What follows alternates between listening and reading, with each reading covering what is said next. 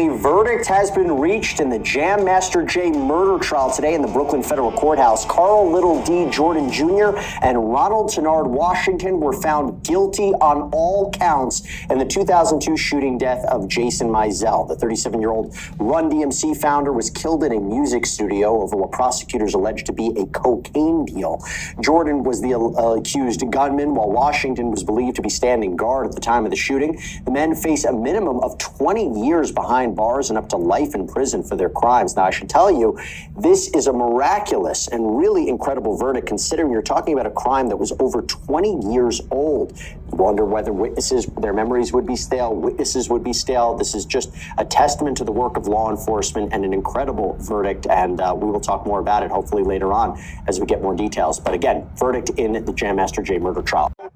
Jam Master Jay here, you know what I'm saying? The creator, the originator of the whole hip-hop thing. Big shout out to my man 50 Cent doing it, you know what I'm saying? Me and him go way, way, way back, man. That's one of my shorties, man, coming up in the game. One of the best MCs in the world, man. Watch this boy shine, for real. Hear me, feel me. Legends and spoken. I started rapping when I did the deal with Jam Master Jay. A friend of mine introduced me to him. And I went to the studio, studio in Rosedale, basement. So we started working. Gave me a beat. I ain't understand no format for a song or anything like that.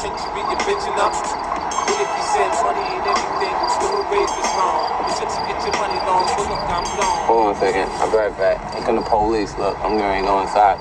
And I got pistols on me, nigga. They were out doing fucking niggas all the time. Right? So niggas don't be on the strip live where the strip is at like that with the pistols, but in the back, everybody be hauling. There's gotta be. I recorded Jam Master Jay here, you know what I'm saying? What up with it, y'all? It's Coffee. Back at it, man, and you heard the news. Guilty, both men. There was a third guy way back that was being tied to this case, as you heard, dude, you know, talking about the news correspondent. How miraculous this is, and it really is for a case to be cracked so far later. You know, cold cases often just, they get cold, they stay cold. You know, the families of the victims, they want justice.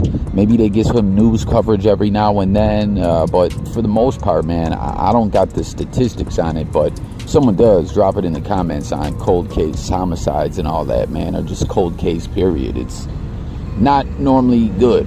But there was a third dude being sought to be charged, but the federal prosecutors were never able to do it, as the two that were charged and convicted, Carl Jordan, 36 years old, Ronald Washington, 56 years old, they almost weren't necessarily charged. Like, it was really tough. It was hard work, dedicated work by the prosecutors to put all this together. And Washington, the 56-year-old dude who I want to say was 38 back at the time of Jam Master Jay's death, he was in custody fighting another case, a federal case, I believe, as you know, you seen what this was over, dope, drug dealing, as he was a career crook. I believe both these dudes were in 2007, when word was really getting out there that the feds were trying to tie him to this homicide, and he was trying to maintain his innocence, but no dice for him.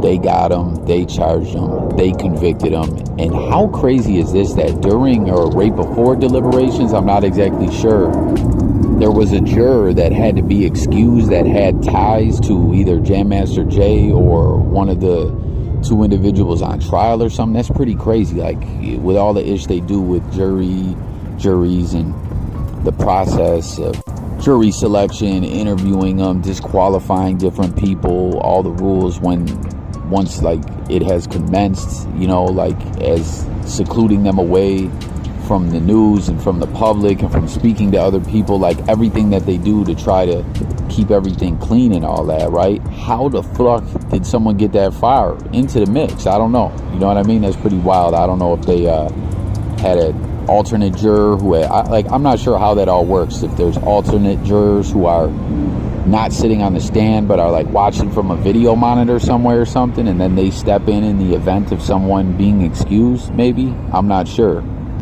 But back to these two dudes. Washington, the older dude, who's 56. Like I said, he was 38 back then.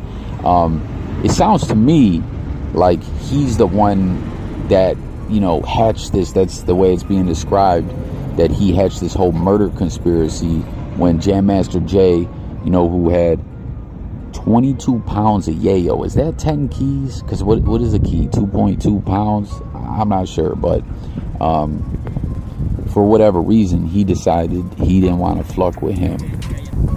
Jam Master Jay decided he didn't want to fluck with him. Was like, yo, you're not going to be moving none of this. Just the other dude, Carl Jordan, who was only 18 back then. And then Washington hatched this murder conspiracy way back all them years ago in October. Ran up in the 24-hour recording studio, advised him to lay down, get down or lay down, was going to rob him, and I guess ended up firing them 2 shots and killed him. Now, the other dude, Carl Jordan, 36 years old now, 18 years old back when Jam Master Jay was killed. There was like a lot of concerns by the prosecutors if they were going to be able to convict him, because his father and Jam Master Jay's father, I guess, are friends, were friends, or Jam Master Jay knew his pop, something like that. He had connections to him, and you know, he had this alibi that he wasn't there. He was with wifey at the time of the killing, and there were people confirming it. I don't know. I didn't follow this case that close. I was keeping an eye on things, but it just seems wild, all things considered, you know, that Washington, the older dude, you know, was the one who put the plan all together. He was the one being cut out of the dope deal. Other dude, you know, who had ties to Jam Master Jay, like their families knowing each other and everything, he wasn't getting cut out. So it really made no sense for him to kill JMJ like that, man. I don't know. It's a crazy situation, and it's so wild to really think that Jam Master Jay, a pioneer of the rap game, you know, who was still involved in the game too. Let's not forget everything he did. You saw those clips I shared with y'all from the DVD, what was it called, like the new era of hip-hop. Jam Master Jay had a lot with putting 50 Cent on, you know, was supporting them. If you remember, it was so crazy. Right when Eminem signed 50 and 50 blew up, Get Rich or Die Trying was dropped, or was about to drop, on the rollout to essentially one of the most successful albums ever in all of hip-hop. You know, Jam Master Jay was killed right around that time, I believe. Yeah, October 2002, right? But it's just so crazy. A dude that was beloved, everyone, you know, like, and y'all know what I mean. People always say, oh, I fuck with this guy or this, that, and they're like, no, with Jam Master Jay, you can really hear from everyone that knew him, everyone that worked with him. He was just known as a solid, good-hearted, great guy that just loved music, loved hip-hop, loved life. And, you know, it's just so crazy, like, with his character being what it was and everyone flocking with him that way, that he ended up getting involved in the dope game. But that's something that kind of has come up in discussions as of late, you know, where we saw over with this 50 years of hip-hop milestone, a lot of the OGs, you know, coming out and speaking in these hip-hop lists that were controversial. Just all the documentation of hip-hop going back over the history to hit this 50-year milestone. One of the things that came up is how hip-hop, you know, how much it's grown and how powerful it is and everything, you know, which is amazing at just the 50-year mark. Imagine what's going to go down in another 50 years, right? But, like, basically, in the early days, the labels weren't taking hip-hop as serious, and it was being looked at like there was this kind of negative stigma surrounding it, where a lot of people just looked at it like, is this a fad, or what is this really about?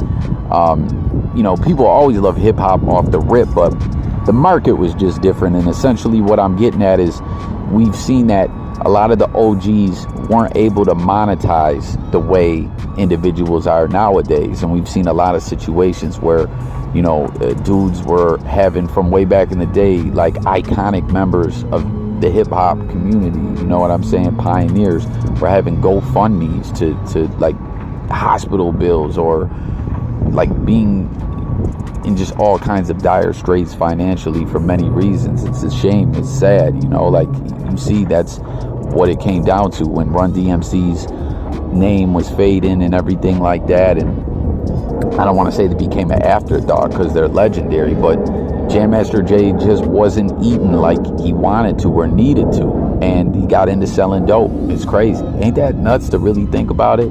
This is definitely something that the story needs to be told. I don't believe there's been a movie or nothing yet. I'm sure there's been some documentaries and stuff thrown together, but I definitely would say this is a story that needs to be thrown up there on the big screen. And why not cut a big check to Jam Master Jay's family, however that will work, you know?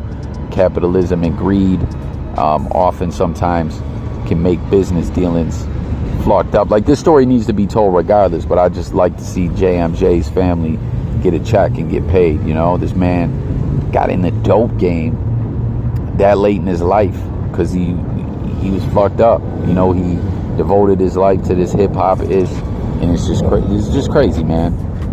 But y'all heard what it is, man. 20 years is going to be the minimum that these guys get hit with. Life is on the maximum end. But peep it. This is something people always forget. And I try to tell people this ish all the time.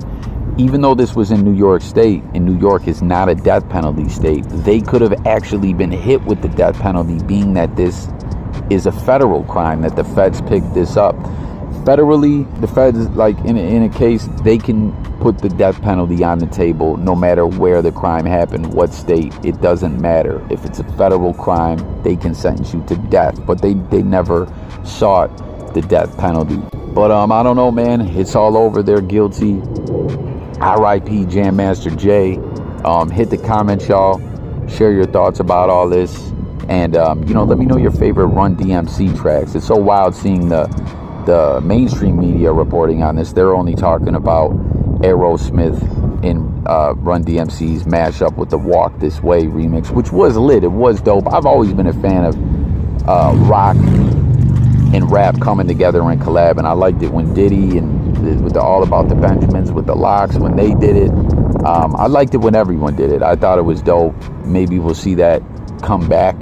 Like, why did rock, rap, metal stop? You know, totally off track, guys, but a really dope old movie from the 90s called Judgment Night. Emilio Estevez, Cuba Gooding Jr., is Charlie Sheen in it? I can't recall. Oh, Dennis Leary's in it. I don't know, but it was like the whole, what I'm getting at is the whole soundtrack was all rap and metal rock mashups. Faith No More, De La Soul, House of Pain. The list goes on and on. All kinds of iconic acts from back then, from both the rock and hip hop world. I just always liked that, man. I always thought that was dope. But they're only, you know, the mainstream media is just talking about Rockbox and Aerosmith's collab. But there's so many dope tracks, you know, because it's like that, and that's the way it is. But yeah, man, R.I.P. What a crazy story. It's closed in the books. Sentencing will be coming up. What do you guys think they'll get hit with? I'm wondering, they definitely got to give Washington more time than the other dude, man. That's so wild. He was only 18 back then. He's 36 now. And then Washington, I believe, was 38. And he's 56 now or something like that. My math could be off. I could be bugging. I could be tripping. But we'll see. We'll have to see when sentencing comes around what the feds decide. So thanks for watching. Once again, R.I.P. to this legend. And again, 50 Cent. He had so much to do. That's one more thing I want to add before I close this out. And ain't that crazy to see an old, younger 50 Cent on the porch talking about, wait, hold up. The police is coming. I got pistols on me. Let me get up in here, you know? Like, 50 Cent, I always point out, is a dude that played it smart, was smart with his money, you know, matured, you know what I'm saying? And still living his best life today. Hip-hop ain't his number one venture, but I think he played the game right, you know what I mean? But that was just a trip to see an old school fifth from way back then. But you heard him talking about how Jam Master Jay got him into rapping, and he didn't know anything about songwriting or anything like that. Fast forward to when the whole situation happened with the game, where, you know, it got exposed that the game was lying, and I think we all knew it back then, that 50 Cent basically gave him half that documentary album. you know, from stuff that was gonna be on the Massacre, and delayed his own album for the game. And you know, the game did what he did on some disloyal Fluck Boy-ish, you know. And again, every time I mention the game, people's always like, yo, why you talk negative about the game, man? He does a lot of negative-ish. You see what his character really is. I was the biggest Game fan. I was rooting for the Game Black Wall Street to take out 50 Cent and G-Unit back then, you know, when we started seeing them DVDs Get Rich, or Stop Snitching, Stop Lying, then Fifth had You're Broke, Still Lying. I mean, just like we said, Black Wall Street.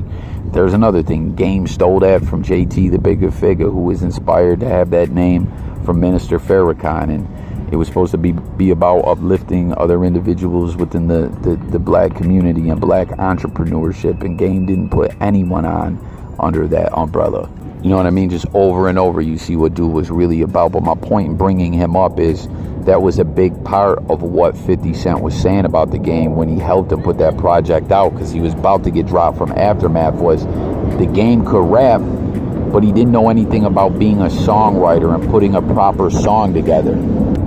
Y'all feel me on that? So then, you know, we can sit here and trace this back to Fifth being mentored or put on by a pioneer of the rap game who understood everything from production to DJing to making beats to rapping to verses to putting a song together, whether it be a hip-hop to the core song or a song that had you know, the possibility and to cross over and be a mainstream song and get radio play, like, you know. So you can see where Fifth got that kind of understanding of hip-hop and the art form in the industry and the entrepreneurship and all that. So there y'all have it, man. Thanks for watching. It's Coffee. Subscribe, like the video, let's talk in the comments, and I'm gone. R.I.P. Jam Master Jay. Remember that Dilated People's joint? He said, run DMC told me how to walk this way.